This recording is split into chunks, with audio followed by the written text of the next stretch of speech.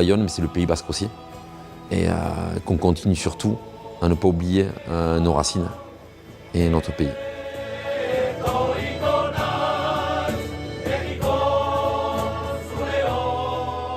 Rien de ce qui se passe ici ne rend indifférent à la fois les Bayonnais et aussi les habitants du Pays Basque.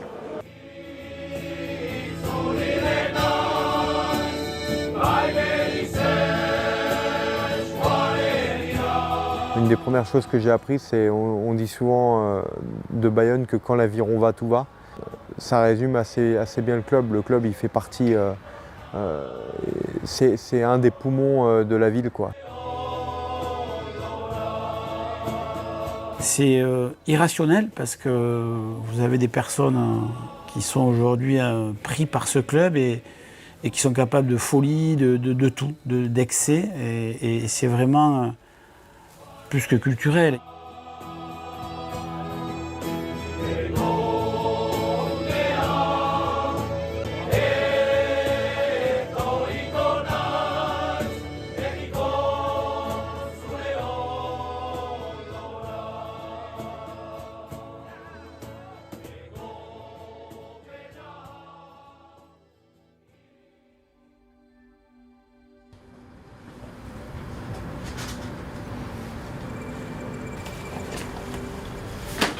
On voit ce qu'était le stade à son inauguration.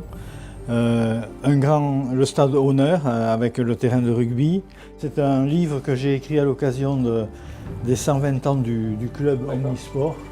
Bien sûr des photos de famille, hein. Ça ce sont mes grands-oncles ici. Je suis né donc, dans cette ville à Bayonne il y a une paire d'années.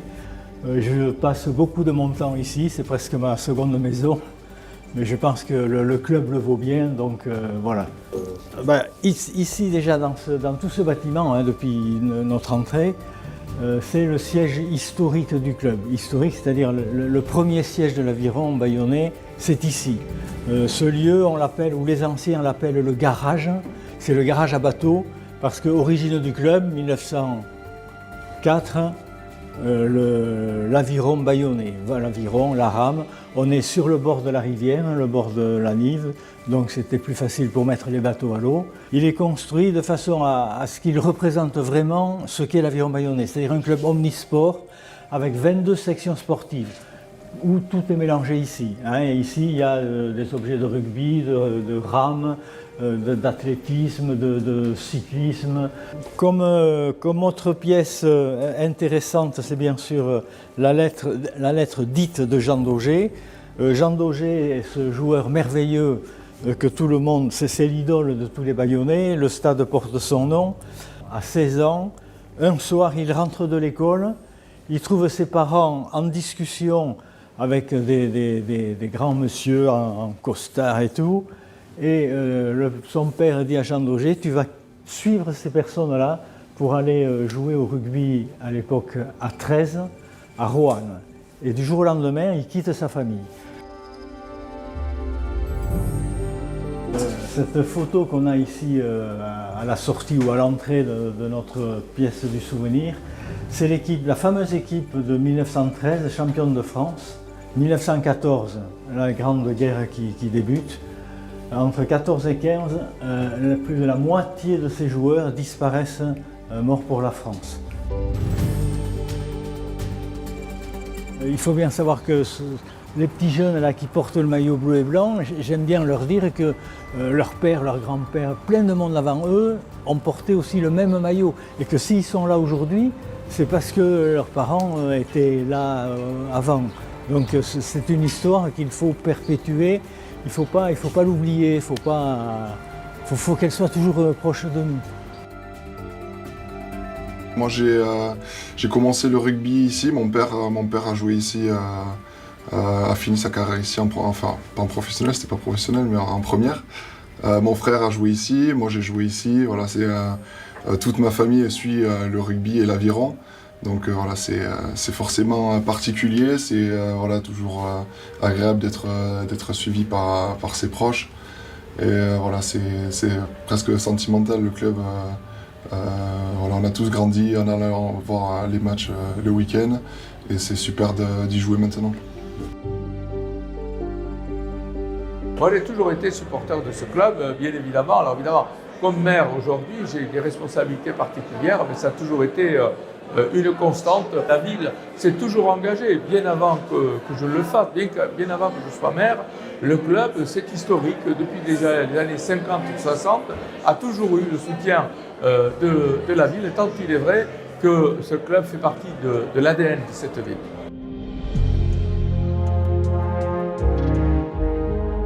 C'était un club purement amateur. J'ai commencé, moi j'étais junior, avec des internationaux qui s'appelaient Grégoire Lascubé, Jean-Michel Gonzalez. Il y avait des Hervé Durchetti, des Kojo Cariou, des Lecomte, des anciennes gloires de l'aviron. Hein. Et avec 2 entraînements par semaine, quoi. Donc c'est-à-dire vraiment le niveau purement amateur. Moi étudiant, à Toulouse, je venais m'entraîner le vendredi et jouer le dimanche. Donc là, on n'est pas du tout sur les standards d'aujourd'hui. Ça, c'était en 96.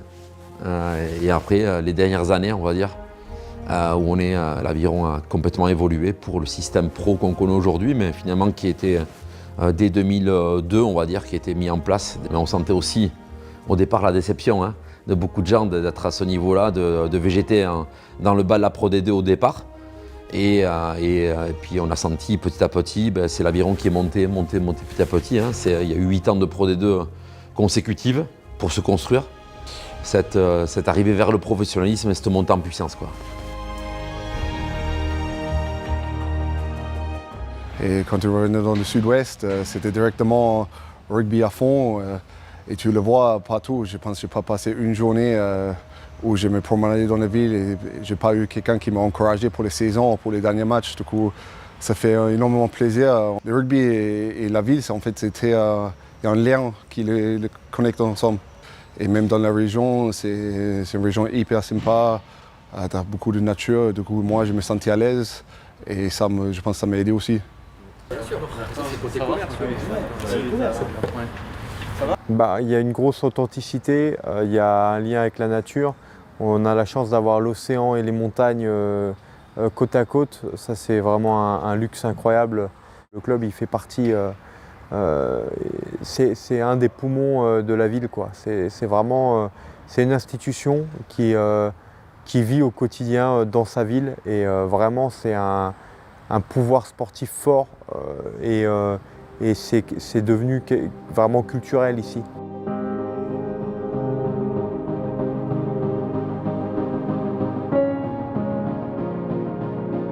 Ici c'est une ville, mais je dirais c'est un village, quoi. Voilà, aujourd'hui le stade est au milieu de la ville, quoi. Donc l'accès au stade est facile, c'est le rendez-vous de chacun chaque week-end. Tu parlais de la fête, il y a la fête de Bayonne, la fête du jambon. Le moindre prétexte est fait pour faire la fête ici. Et chaque samedi soir, c'est un rendez-vous pour communier encore tous ensemble. À chaque entraînement, il y a du monde au stade tout le temps. Chez nous, il n'y a pas de huis clos. Et en fait, c'est un environnement de simplicité, de partage et envie d'échanger avec chacun.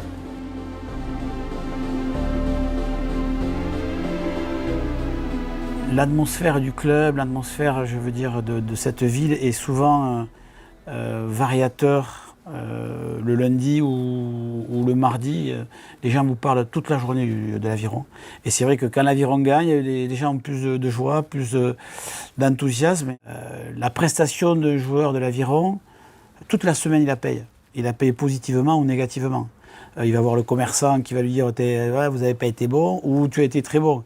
Et souvent, je fais des petites anecdotes. On vous donnera la meilleure viande ou le meilleur bout de pain si vous avez été bon. Et c'est tous les jours, au quotidien, que vous avez la pression du peuple bayonnais, de la communauté de l'aviron bayonnais. Et c'est important parce que les joueurs arrivent à se transcender.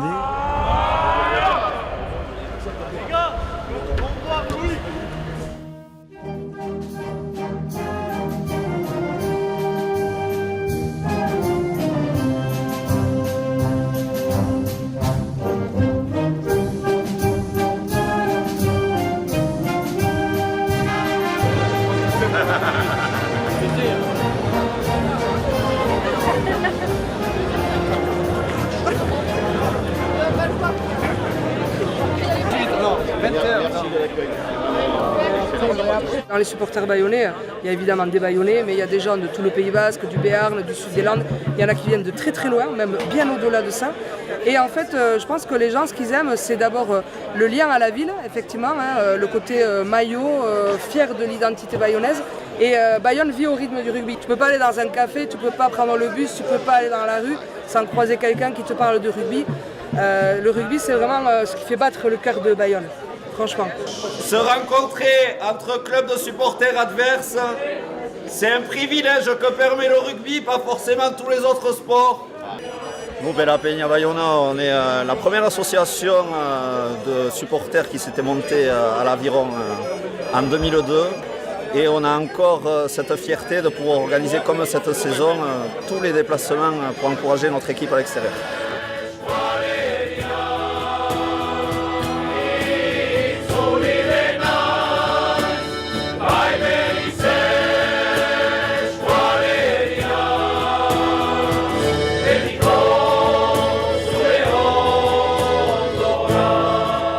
On est arrivé au stade, on était tous enfants, on a connu nos parents, les amis de nos parents en train de vivre le match comme une fête. Et nous, c'est ce qu'on essaie de retransmettre à nos adhérents, c'est de vivre le truc comme une fête. C'est vrai que les jours de match, ça bouge. Il y a des peñas comme nous qui organisent des concerts de groupes de chanteurs, il y a des bars qui font pareil, tout le monde est habillé en bleu et blanc. C'est sûr que la ville, elle vit pour le rugby beaucoup.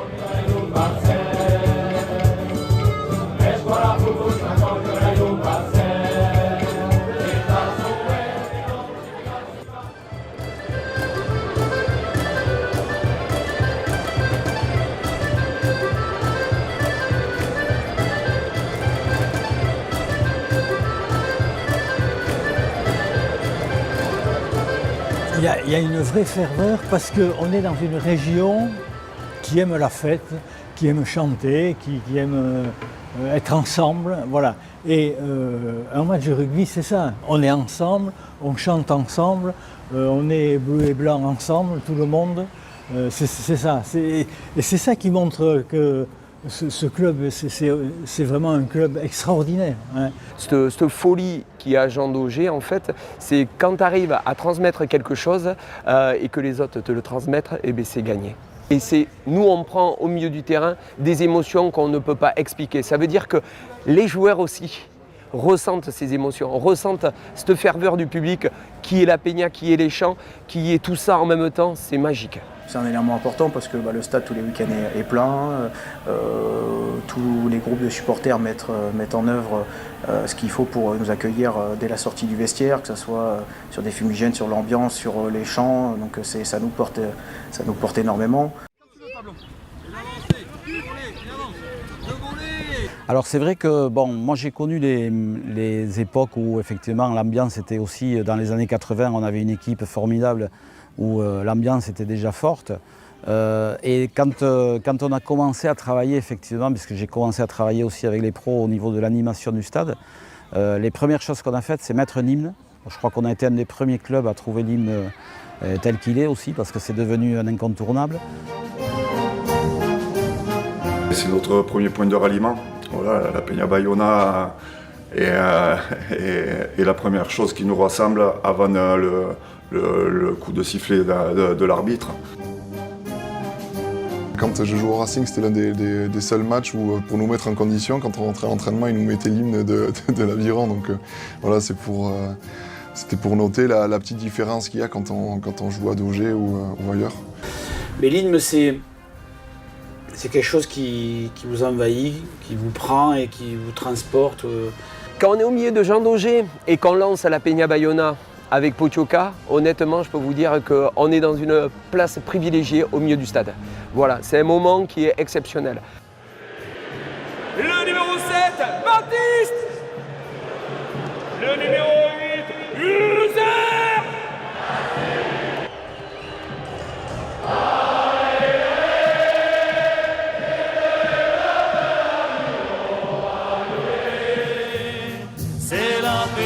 C'est la Peña Bayona, on est tous là les gars, encore une fois,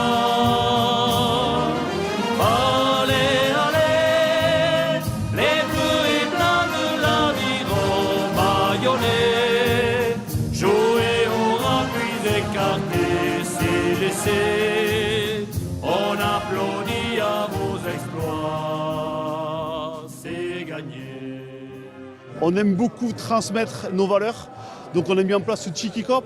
Chaque match, on a à peu près une centaine d'enfants qui viennent au match, encadrés par des animateurs, où on leur explique les valeurs du rugby, respecter l'arbitre, les règles du rugby, la convivialité, et donc ça permet aussi à ces enfants de voir leurs joueurs de plus près. C'est le Tiki Cop, c'est une association que les adultes payent pour que tous les enfants inscrits viennent voir le match. Espérons la finale!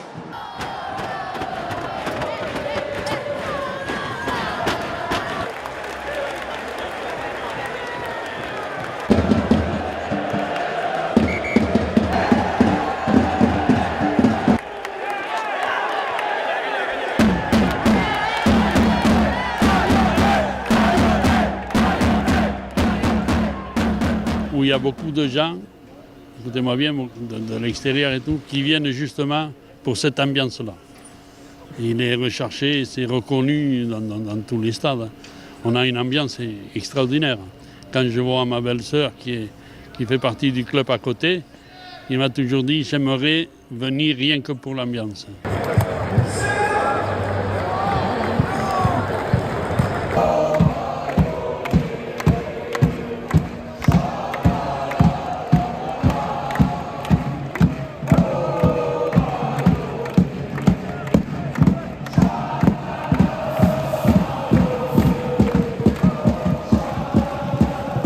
Nous sommes depuis quelques années maintenant, depuis 2021, une entreprise à mission, un club sportif à mission qui développe une politique RSE, je dirais en profondeur, tant avec les acteurs qui tournent autour du club, qui sont aussi bien les supporters, les partenaires, les collaborateurs salariés et les entreprises qui nous accompagnent.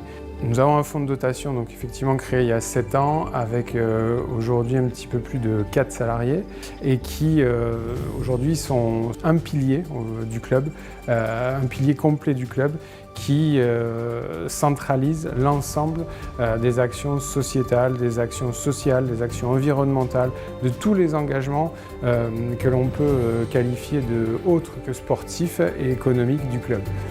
On fait beaucoup d'actions sociétales, environnementales et on essaie d'accompagner toutes les organisations, toutes les associations qui le souhaitent avec une commission de projet et on essaie vraiment d'être un acteur important et surtout on se doit, par notre statut, par notre dimension, on se doit d'accompagner des projets qui aujourd'hui ressortent de ce qu'on attend du fonds de dotation.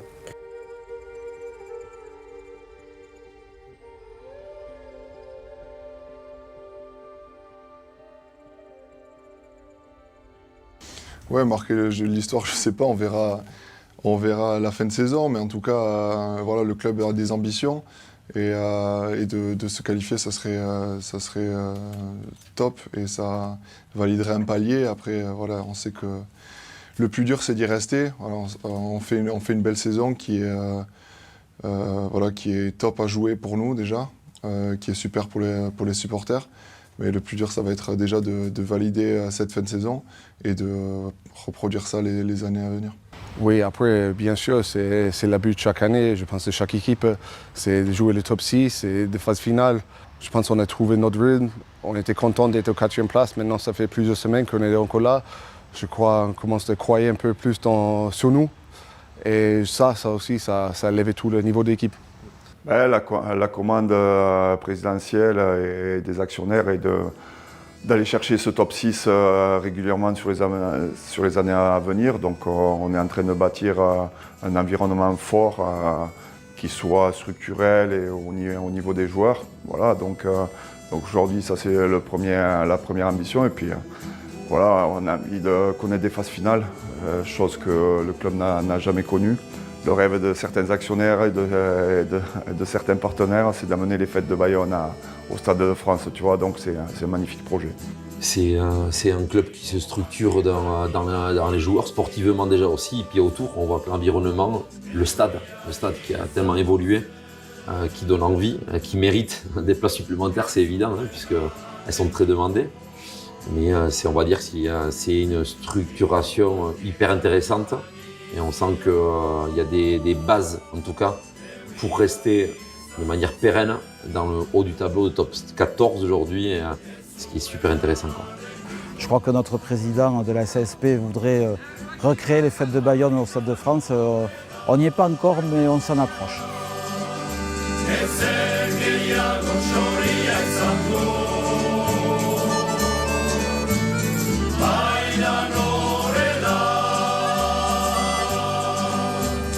It's